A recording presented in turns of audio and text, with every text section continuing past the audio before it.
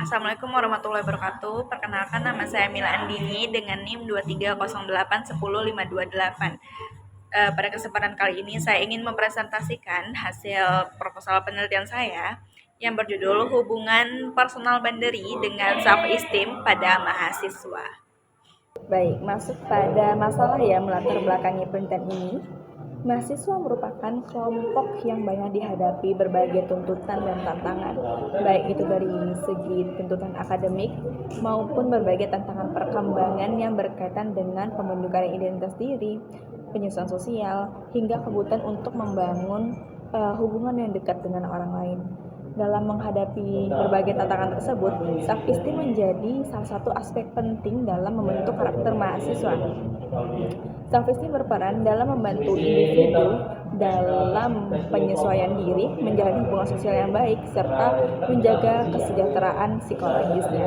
Namun sayangnya, berdasarkan berbagai penelitian, tingkat self-esteem pada mahasiswa masih menunjukkan hasil yang belum sepenuhnya optimal.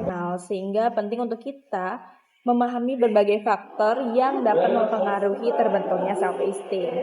Salah satu faktor yang diduga berkaitan dengan self-esteem adalah personal boundary, yaitu kemampuan individu dalam menetapkan batasan antara dirinya maupun lingkungan atau orang lain.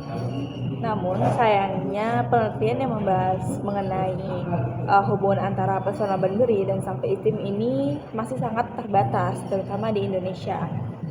Oleh karena itu, penelitian ini dilakukan untuk mengetahui hubungan antara personal boundary dengan self-esteem pada mahasiswa.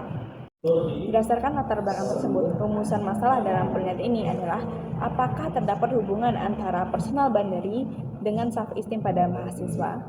Adapun tujuan penelitian ini adalah untuk mengetahui hubungan antara personal boundary dengan self-esteem pada mahasiswa.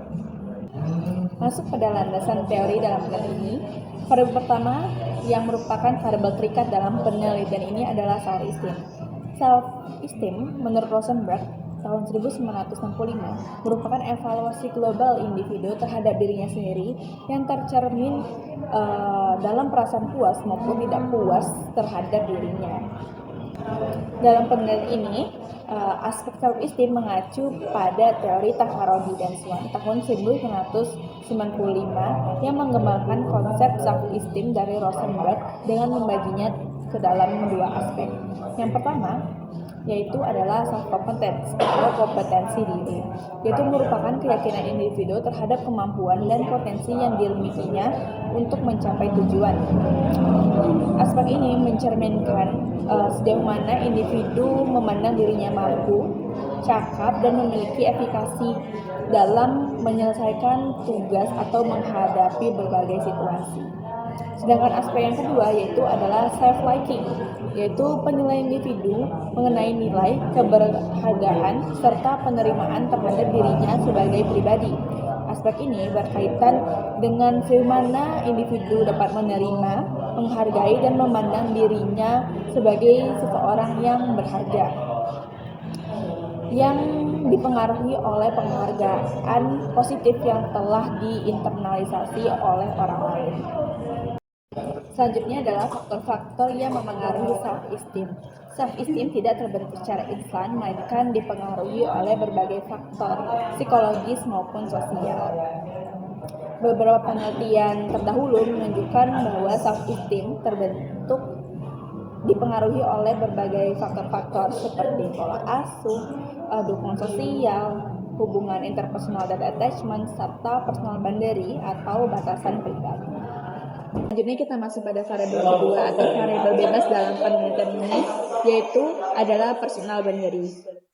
Menurut Mouseva, Ganseva, dan Liamina tahun 2019, batasan pribadi adalah struktur psikologis yang berfungsi sebagai batasan ego atau diri dan non-ego atau dunia luar atau orang lain yang membantu individu mempertahankan identitas, melindungi ruang psikologis internal, serta mengatur sejauh mana pengaruh eksternal dapat diterima atau ditolak.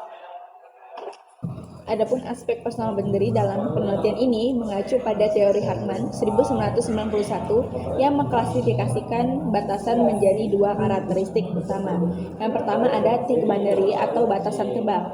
yaitu batas psikologis yang jelas sehingga individu mampu membedakan pengalaman internal dan eksternal serta mempertahankan batasan yang sehat antara dirinya dengan lingkungan.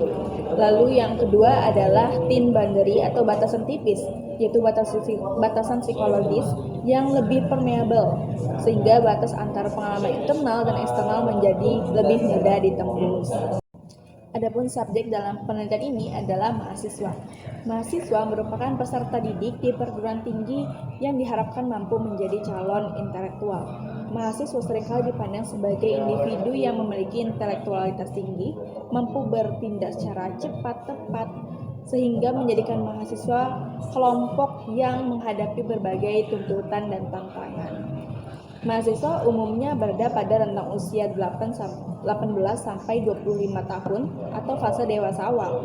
Pada fase ini, individu sedang mengalami proses pencarian jati diri, pembentukan prinsip hidup, serta pemahaman terhadap dirinya sendiri.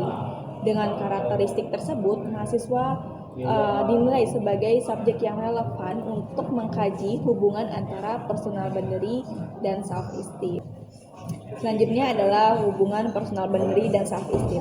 Secara teoritis, individu dengan personal boundary yang sehat cenderung mampu memahami hak, kebutuhan, dan nilai dirinya sehingga mampu mengembangkan penghargaan diri yang positif.